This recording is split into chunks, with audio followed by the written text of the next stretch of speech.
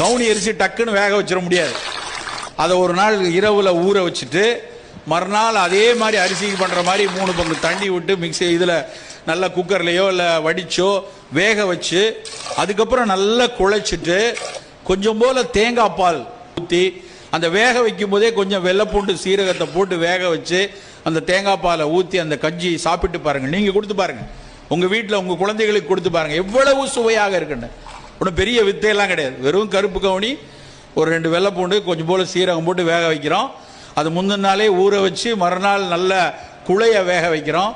அதுக்கப்புறம் பரிமாறும் போது கொஞ்சம் தேங்காய் பால் விட்டு எடுத்து கொடுத்தீங்கன்னா அவ்வளவு சுவையான ஒரு உணவு. கிளைசிமிக் உணவு, ஆந்தோசைனின்ஸ் இருக்கிறதுனால அது ஒரு ஃபங்க்ஷனல் போரிஜ் அப்படிங்கிறோம். அதில் இருக்கக்கூடிய ஒவ்வொரு கூறுகளும் உடல் நலத்துக்கு ஏதாவது ஒரு வகையில் நலம் செய்யக்கூடிய ஒரு விஷயம். அப்படியான ஒரு உணவு உங்களுடைய காலை உணவில், உங்கள் குழந்தைகளுக்கான உணவில் இருக்கட்டும்.